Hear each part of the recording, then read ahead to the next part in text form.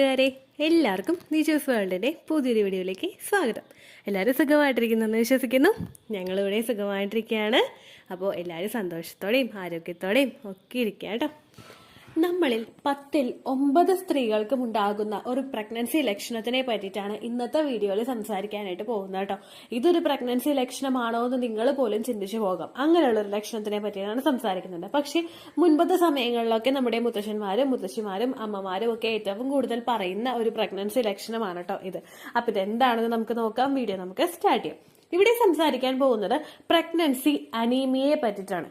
Anaemia വന്നു കഴിഞ്ഞാൽ pregnant ആകുമോ എന്ന് ചിന്തിക്കുന്നവരായിരിക്കും എല്ലാവരും തന്നെ. പക്ഷെ നമ്മൾ പലപ്പോഴെങ്കിലും കേട്ടിട്ടുണ്ടാവില്ലേ, ഇതെന്താ നിന്റെ മുഖത്ത് നല്ലൊരു വിളർച്ചയുണ്ടല്ലോ, ഭയങ്കര ഒരു വിളർച്ച കാണുന്നുണ്ടല്ലോ, അല്ലെ കണ്ണിനൊരു തളർച്ച പോലെ ഉണ്ടല്ലോ, നീ പ്രഗ്നന്റ് ആണോ എന്ന് പലരും ചോദിക്കുന്നതായിട്ട് നിങ്ങൾ കേട്ടിട്ടുണ്ടാവില്ലേ. അങ്ങനെ പ്രഗ്നന്റ് ആകുന്ന ഒരുപാട് പേരുണ്ട്. അതിനെയാണ് പ്രഗ്നന്റ് ആകുമ്പോൾ ഉണ്ടാകുന്ന അനീമിയ എന്ന് പറയുന്നത്.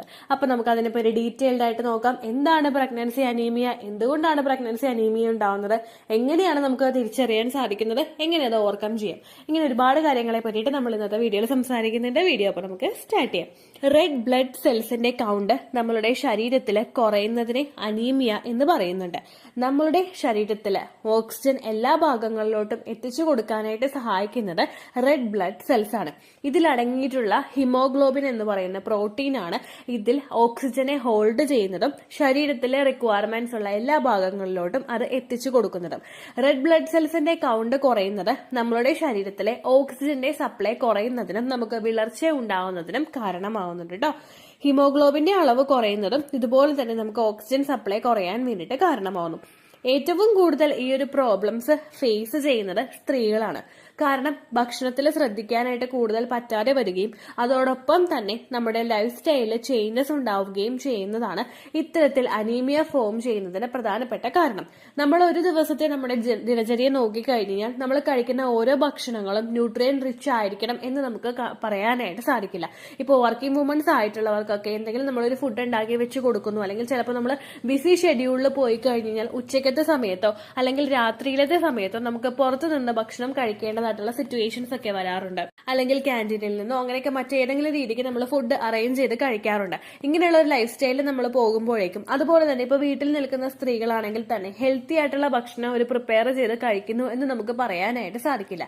ഒരു പ്രഗ്നൻസി ട്രൈ ചെയ്യുന്ന സമയത്ത് ഒരു സ്ത്രീയുടെ ശരീരത്തിൽ അയൺ വേണം, ഫോളിക് ആസിഡ് വേണം, കാൽസ്യം വേണം, അതുപോലെ കോക്യൂട്ടൻ, അങ്ങനെ ഒരുപാട് ന്യൂട്രിയൻസ് ആവശ്യമായിട്ടുള്ള ഒന്നാണ്.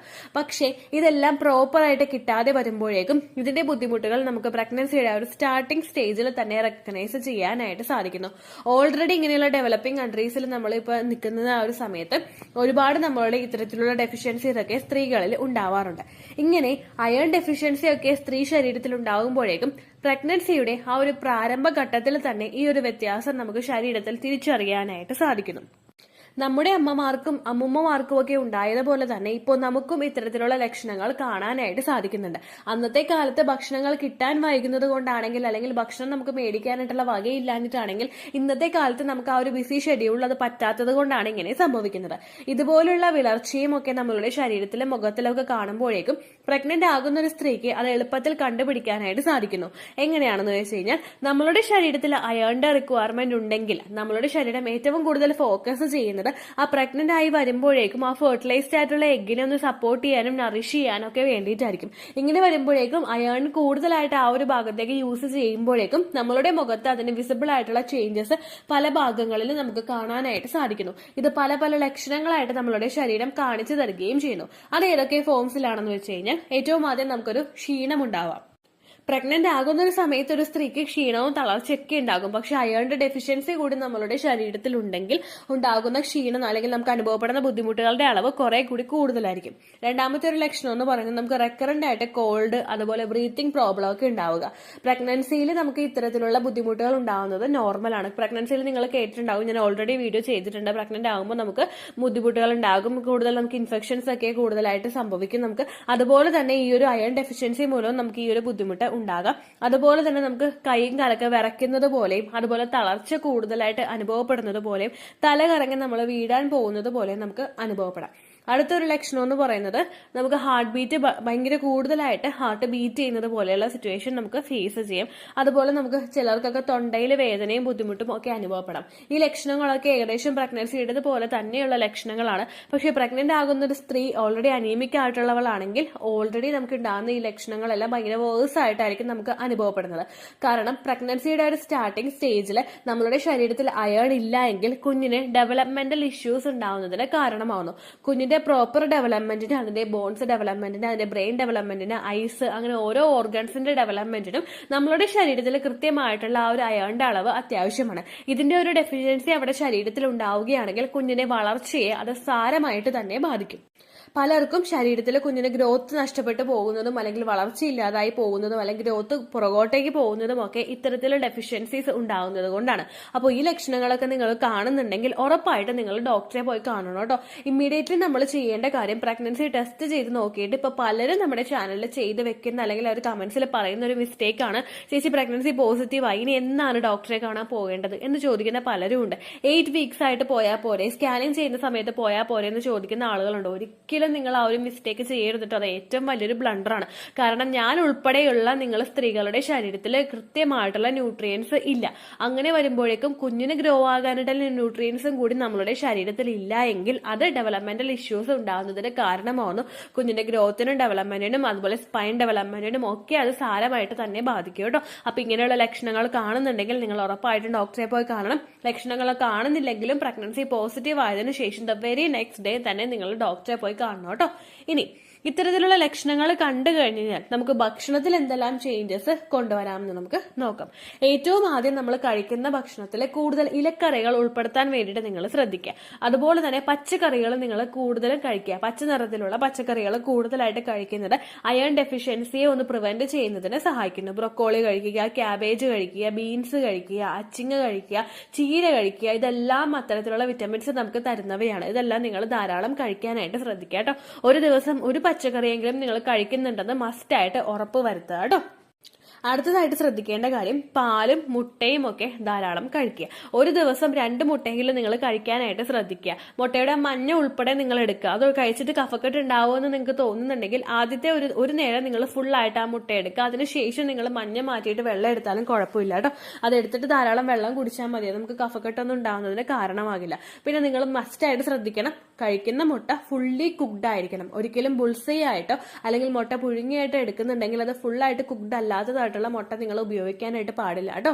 അതുപോലെ തന്നെ പാല് കുടിക്കുന്നുണ്ടെങ്കിൽ അത് നല്ലതുപോലെ തിളപ്പിച്ചതിന് ശേഷം മാത്രം നിങ്ങൾ പാല് കുടിക്കുക. പാല് തിളപ്പിക്കാതെ നിങ്ങൾ ഒരിക്കലും ഉപയോഗിക്കാനായിട്ട് പാടില്ല കേട്ടോ. ഇത് രണ്ടും ചെയ്ത് കഴിഞ്ഞാൽ സാൽമോണല പോലുള്ള ബാക്ടീരിയാസ് നിങ്ങളുടെ ശരീരത്തിലോട്ട് എത്തുന്നതിന് അത് കാരണമാകും. അപ്പൊ അങ്ങനെ ചെയ്യരുത് കേട്ടോ. അടുത്തതായിട്ട് ശ്രദ്ധിക്കേണ്ട കാര്യം നട്ട്സ് ധാരാളം കഴിക്കുക. അതുപോലെ തന്നെ ഡ്രൈ ഫ്രൂട്ട്സും കഴിക്കുക. നട്ട്സ് എന്നൊക്കെ പറയുമ്പോഴേക്കും ഇപ്പോൾ എൻ്റെ ഒരു പ്രഗ്നൻസിയിൽ എനിക്കൊരു സെക്കൻഡ് പ്രഗ്നൻസിയുടെ ഒരു 6th month ഒക്കെ ആയപ്പോഴേക്കും കുഞ്ഞിന്റെ ഗ്രോത്ത് പുറകോട്ട് പോകാനായിട്ട് തുടങ്ങിയിരുന്നു. ആ സമയത്ത് ഡോക്ടർ പറഞ്ഞതാണ് പാല് കുടിക്കുക, മുട്ട കഴിക്കുക, അതുപോലെ പിസ്ത കഴിക്കുക എന്ന് പറഞ്ഞിട്ടുണ്ടായിരുന്നു. ഈ പിസ്തയൊക്കെ കഴിക്കുമ്പോഴേക്കും കുഞ്ഞിന്റെ ഗ്രോത്തിന് വേണ്ടിയിട്ടുള്ള എല്ലാ സപ്പോർട്ടിങ്ങും അതവിടെ കൊടുക്കും. അപ്പോൾ നിങ്ങൾ ആ ഒരു മെത്തേഡ് ഫോളോ ചെയ്യുന്നത് നല്ലതാണ്. നിങ്ങൾ ബദാം കഴിക്കുക, കാഷ്യൂനട്ട് കഴിക്കുക, വാൾനട്ട് കഴിക്കുക, അതുപോലെയുള്ള കാര്യങ്ങളൊക്കെ നിങ്ങൾ കഴിച്ചു കഴിഞ്ഞാൽ നിങ്ങൾക്ക് എളുപ്പത്തിൽ പ്രഗ്നന്റ് ആകാനായിട്ട് സഹായിക്കും. നട്ട്സ് കഴിക്കുമ്പോൾ നിങ്ങൾ ശ്രദ്ധിക്കുക, 10 അല്ലെങ്കിൽ 5 അങ്ങനെ എടുത്തിട്ട്, ചെറുതാണെങ്കിൽ നിങ്ങളൊരു 10 കഴിച്ചുകൊണ്ട് പ്രശ്നമില്ല. പക്ഷെ വലുതാണെങ്കിൽ, അതായത് ഇപ്പോൾ ഡ്രൈ ഫിഗ് പോലുള്ളതൊക്കെ ആണെങ്കിൽ 2 എണ്ണമൊക്കെ വീതം നിങ്ങൾ കഴിച്ചാൽ മതിയായിരിക്കും കേട്ടോ. കൂടുതൽ കഴിക്കരുത്. നമുക്ക് ഡയറിയ പോലുള്ള ബുദ്ധിമുട്ടുകൾ ഉണ്ടാകുന്നതിന് അത് കാരണമാകും കേട്ടോ. അത് നിങ്ങൾ ശ്രദ്ധിക്കുക. അതുപോലെ തന്നെ ഫിഷ് കഴിക്കുന്നത് നല്ലതാണ്. മീറ്റും, അതായത് നമ്മളിപ്പോൾ മാംസമാണെങ്കിലും നല്ലതുപോലെ കുക്ക് ചെയ്തതിനു ശേഷം നിങ്ങൾ കഴിക്കുന്നതൊക്കെ നല്ലതാണ്. അതൊരിക്കലും ഹാംഫുൾ ആയിരിക്കില്ല. അതുപോലെ തന്നെ പാലടങ്ങിയിട്ടുള്ള മറ്റുള്ള പോൾട്രി ഐറ്റംസ് ഒക്കെ നിങ്ങൾ കഴിക്കുന്നതൊക്കെ നല്ലതായിരിക്കും കേട്ടോ. ഇങ്ങനെയൊക്കെ ശ്രദ്ധിച്ചു കഴിഞ്ഞാൽ അനീമിക് ആവുന്നത് നമുക്കൊന്ന് പ്രിവെന്റ് ചെയ്യാനായിട്ട് സാധിക്കും. മുഖത്ത് വിളർച്ചയുണ്ടായിട്ട് പ്രഗ്നൻസി പോസിറ്റീവ് ആയിട്ടുള്ള ഒരുപാട് പേരുണ്ട്. നമ്മുടെ ചാനലിൽ പറയുന്നവരുണ്ട്. എന്റെ ഫ്രണ്ട്സിൽ തന്നെ പലരും മുഖത്ത് നല്ല വളർച്ചയുണ്ടായിട്ട് പ്രഗ്നൻസി ടെസ്റ്റ് ചെയ്ത് നോക്കിയപ്പോൾ പോസിറ്റീവ് ആയി എന്ന് പറയുന്ന ഒരുപാട് പേരുണ്ട് കേട്ടോ. അപ്പൊ അതുകൊണ്ട് നിങ്ങൾക്ക് ഈ ഒരു ലക്ഷണം കാണുന്നുണ്ടെങ്കിൽ നിങ്ങൾ എന്നുള്ളത് നെഗ്ലക്ട് ചെയ്യാതിരിക്കുക. നിങ്ങളുടെ കണ്ണിൽ വരുന്ന മാറ്റം, മുഖത്ത് വരുന്നൊരു വിളർച്ച, ഇതൊക്കെ പ്രഗ്നൻസിയുടെ സ്റ്റാർട്ടിംഗ് സ്റ്റേജിൽ ഒരുപാട് പേർക്ക് ഉണ്ടാകുന്നതാണ്. അപ്പോൾ നിങ്ങൾക്കും വരുന്നുണ്ടോ എന്ന് നോക്കുക കേട്ടോ. അപ്പോൾ ഇത്രയേ ഉള്ളൂ വീഡിയോ. എന്തെങ്കിലും സംശയം ഉണ്ടെങ്കിൽ നിങ്ങൾ കമന്റ്സിൽ ചോദിക്കുക.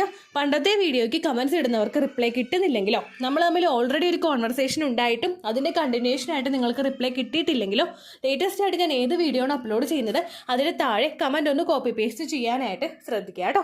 അതുപോലെ ഓവുലേഷൻ ഡേറ്റ് കാൽക്കുലേറ്റ് ചെയ്ത് തരാനായിട്ട് റിക്വസ്റ്റ് ചെയ്യുന്നവർ എത്രയാണോ നിങ്ങളുടെ കൃത്യം സൈക്കിൾ ലെങ്ത് അത് മെൻഷൻ ചെയ്യാനായിട്ട് ശ്രദ്ധിക്കുക. സൈക്കിൾ ലെങ്ത് എന്നതുകൊണ്ട് ഉദ്ദേശിച്ചത് ഓരോ മാസവും എത്ര ദിവസം കൂടുമ്പോഴാണോ ബ്ലീഡിങ് വരുന്നത് അതിനെയാണ് കേട്ടോ ഉദ്ദേശിച്ചത്. അതായത് ജനുവരിയിൽ നിങ്ങൾക്ക് ഒരു 1-ാം തീയതിയാണ് ബ്ലീഡിങ് വന്നതെങ്കിൽ, ഫെബ്രുവരിയിൽ നിങ്ങൾക്ക് 2-ാം തീയതിയാണ് ബ്ലീഡിങ് വരുന്നതെങ്കിൽ, ജനുവരി 1-നെ ഡേ 1 ആയിട്ടെടുത്ത് ഫെബ്രുവരി 2 വരെ എത്ര ദിവസമുണ്ടോ അത് എണ്ണി പറയുന്നതാണ് സൈക്കിൾ ലെങ്ത് എന്നതുകൊണ്ട് ഉദ്ദേശിച്ചത് കേട്ടോ. ബ്ലീഡിങ് നടന്ന ദിവസം നിങ്ങൾ എടുത്താൽ മതിയാകും. സ്പോട്ടിങ് നടന്ന ദിവസം, അതായത് ചെറുതായിട്ടുള്ള ബ്രൗൺ ഡിസ്ചാർജോ ബ്രൗൺ കളറുള്ള സ്പോട്ടിങ്ങോ വന്ന ദിവസം നിങ്ങൾ എടുക്കേണ്ട ആവശ്യം ഇല്ല കേട്ടോ. അപ്പോൾ ഇതുപോലെ തന്നെ നിങ്ങൾ ശ്രദ്ധിക്കുക. സൈക്കിൾ ലെങ്ത് ചോദിക്കുന്ന സമയത്ത് എന്നാണോ ഡേറ്റ് അത് നിങ്ങൾ മെൻഷൻ ചെയ്യാതിരിക്കുക. അതായത് ചില ആളുകൾ ജനുവരി 16, ഫെബ്രുവരി 14 അങ്ങനെ പറയും. അങ്ങനെ പറഞ്ഞുകൊണ്ട് കാര്യമില്ല കേട്ടോ. അപ്പോൾ ഇത്രയേ ഉള്ളൂ വീഡിയോ. അടുത്തൊരു യൂസ്ഫുൾ വീഡിയോ ആയിട്ട് നമുക്ക് വീണ്ടും കാണാം. ബൈ.